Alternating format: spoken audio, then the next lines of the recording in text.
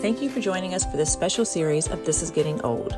Sponsored by the Health and Aging Policy Fellows Program, Capstone Conversations is brought to you by Melissa B., PhD, in collaboration with the George Washington University's Center for Aging, Health, and Humanities. Welcome to This is Getting Old, Moving Towards an Age-Friendly World. Today, we're going to be talking about serving on the United States Senate Special Committee for Aging in the office of Senator Casey. And I'm joined today by Lieke van Heumen, Thomas Egan, and we're incredibly happy to have Senator Casey with us today. Welcome to each of you.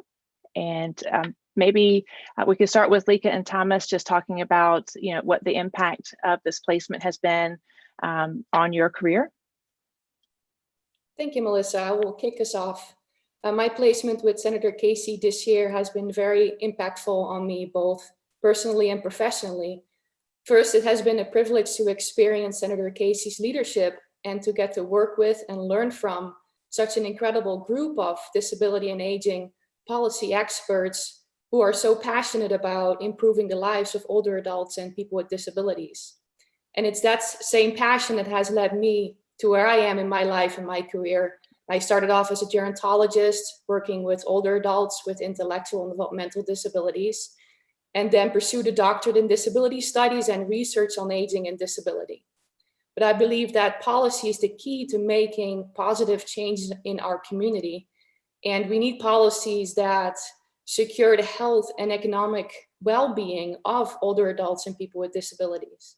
And I realized that I needed to gain experience and exposure to policy making to contribute to that and to see those improvements in our communities.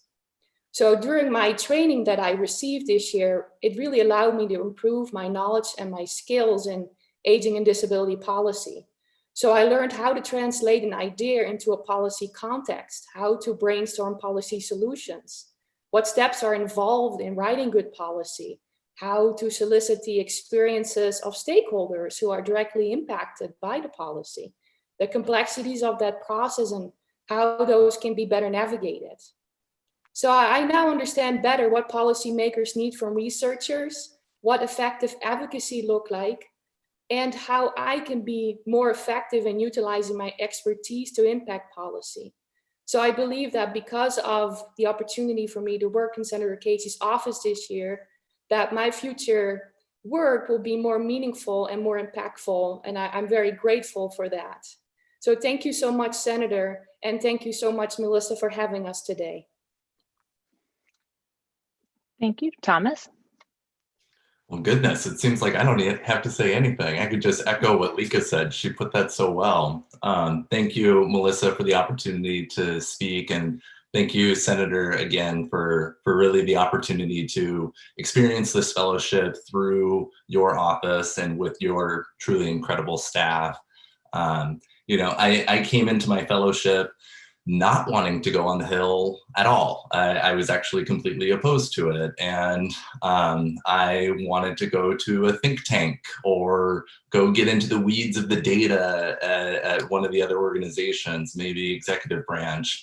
And then I talked to the people who were doing the work and on the Hill and in the House and in the Senate. And it just inspired me so much to see their hard work and understand the small steps that we take in the long game that really is policymaking. And once I had my eyes set on the Hill as the placement and kind of went away from the data side, I quickly realized that if I wanted to get in there, I wanted to work with those vulnerable populations that I'd spent all of my years researching and working with on the ground, and see how can those different policy levers that are available to the folks in Congress to make dramatic changes in the lives of millions of Americans. And that's what I took away from my year, is learning how a small definition change can make a huge impact, how creating a study or a program that can look at what's going on in the population to assigning appropriations and issuing funds, that sometimes it's the lack of funding that's really causing the populations to have the issues that they are. And the office was so great and fully immersed us into the operations, and I learned that I love the work, and I love the public service aspect and speaking to the constituents and really hearing what their concerns are and how that comes to and through the office and really drives the policy and the policy agenda. And that all comes from Senator Casey himself and his own passions. And so that's what I realized is my calling as well. And I'm going to do my best to stick around and try to stay on the Hill, and, we'll see what happens. But again, thank you so much, Senator, for opening my eyes and letting me see what this is all about. So, Senator Casey, your office has a long history of placing fellows. So from your perspective, what value do the fellows bring to your office and to your work? Well, Dr. Batchelor, thanks so much for this opportunity. It's fellows are of great value to, I think, any Senate office, regardless of the subject matter, regardless of the issues or the policy work that you're doing. In my case, in the context of what Lieke and Thomas have contributed, it's in the context, of course, of the Special Committee on Aging and the work that we have to do, the obligation we have to do all we can to protect seniors and people with disabilities. And you have to have a team to do that, as you know from your prior work. Senators are only as good as their staff. That may be a well-kept secret, but I think it's the truth. We're only as effective as the team we build around us. And we've got so many challenges right now, especially with the onset of the virus and the destruction that came from that, as well as the conflicts in Washington make policy development and the advancement of policy that much more difficult. So the environment is one that is in one sense policy starved, but in another sense politically more difficult to achieve policy gains. And the core of that isn't simply having a strategy to pass a bill. You have to get the policy right. You have to have subject matter expertise that surrounds you. And in this case, our health and aging policy fellows became integral to the operations of the committee work that we do. So I've been very blessed by that kind of expertise. These fellows bring both knowledge and skills, and they have the opportunity to learn about how to implement the depths of their policy knowledge into the reality of legislating and moving legislation through the United States Senate. We know that, as I mentioned earlier, the challenges probably have never been greater, more broadly for Americans on a whole host of fronts because of the crisis of the moment.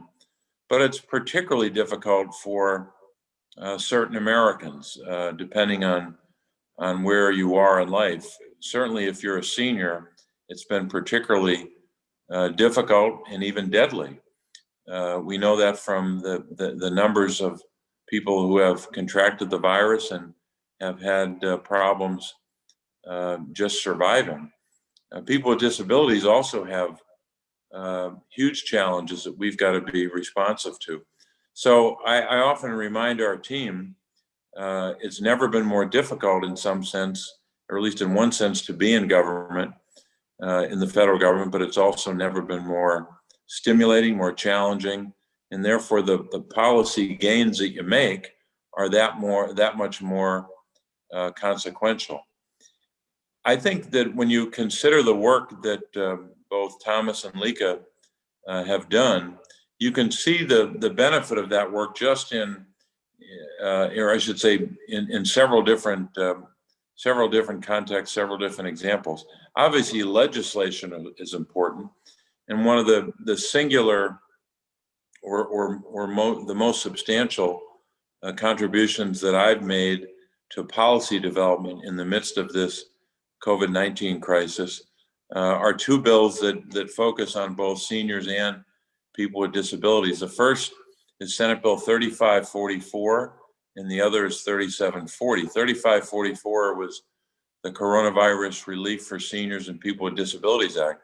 The substance of that bill has been part of the law and part of the policy development that we passed with the CARES Act.